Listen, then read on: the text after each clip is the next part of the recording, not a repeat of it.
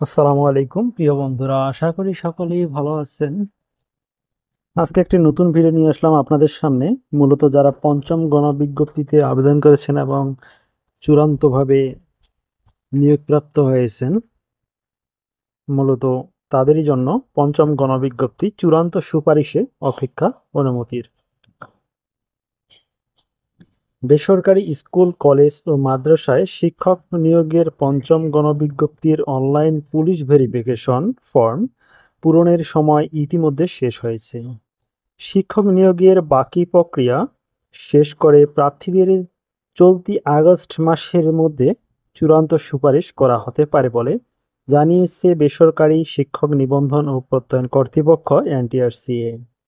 এনটিআরসি-এর সচিব ওবায়দুর রহমান বলেন, আমরা চূড়ান্ত সুপারিশের জন্য সবকিছু প্রস্তুত করেছি। সুপারিশের আগে মন্ত্রণালয়ের অনুমতি লাগবে। অনুমতি পেলেই সুপারিশ করা হবে। তিনি বলেন, আসলে নিয়মটা হলো পুলিশ ভেরিফিকেশনের পরে চাকরি। আমরা আগের গণবিজ্ঞপ্তিগুলোকে পুলিশ ভেরিফিকেশন চলমান অবস্থায় নিয়োগ দিয়েছি। কোনো প্রার্থীর নেতিবাচক প্রতিবেদন পেলে ব্যবস্থা নেওয়া হয়েছে। মাত্র নতুন সরকার গঠিত হলো, আমরা মন্ত্রণালয়ের কাছে অনুমতি চাইব। অনুমতি পেলে এ মাসের মধ্যেই চূড়ান্ত সুপারিশ করা হতে পারে। ভিরল ফর্ম পূরণের জন্য প্রার্থীদের ২৪শে জুলাই পর্যন্ত সময় দেওয়া হয়েছে। সে সময় ইন্টারনেট বন্ধ থাকায় ৩১শে জুলাই পর্যন্ত ভিরল ফর্ম জমা দেওয়ার সময় বাড়ানো হয়েছিল। স্বরাষ্ট্র মন্ত্রণালয়ের সুরক্ষা বিভাগ অনলাইন পুলিশ ভেরিফিকেশনে কাজ তদারকি করছে।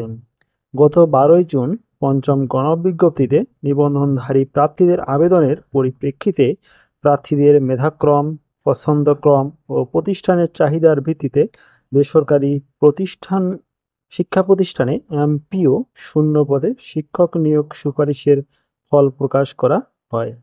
এতে ২২,০০০-এর কিছু বেশি প্রার্থীকে প্রাথমিকভাবে সুপারিশ করা হয়।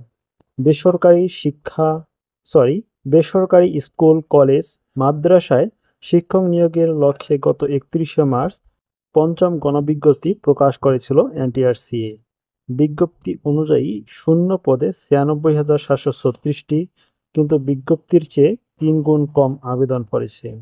আবেদন কম পড়ায় খালি পদ থাকছে বিপুল পরিমাণ। আবেদন পড়ে মাত্র ২৩,৭৩২টি। এর মধ্যে ২২,০০০-এর কিছু বেশি প্রার্থীকে নিয়োগের জন্য প্রাথমিক সুপারিশ করা হয়। বন্ধুরা, আপনারা দেখতেই পাচ্ছেন যে পঞ্চম গণবিজ্ঞপ্তিতে প্রচুর পরিমাণে পদ খালি রয়েছে। যেখানে ৯৬,০০০ টিচারের প্রয়োজন, সেখানে মাত্র ২২,০০০ সুপারিশ প্রাপ্ত হয়েছে। এতেই দেখা যাচ্ছে ষষ্ঠ গণবিজ্ঞপ্তি অর্থাৎ ১৮তম নিবন্ধনে যারা লিখিত পরীক্ষায় উত্তীর্ণ হবেন তারা 100% সকলেই জব পাবেন। যাদের পরীক্ষা ভালো হয়েছে এবং যারা মোটামুটি মার্কস পাবেন তারা অবশ্যই পাস করবেন, আর পাস করলে 100% আপনাদের চাকরি। এটি আপনাদের জন্য বিশাল একটি সুখবর।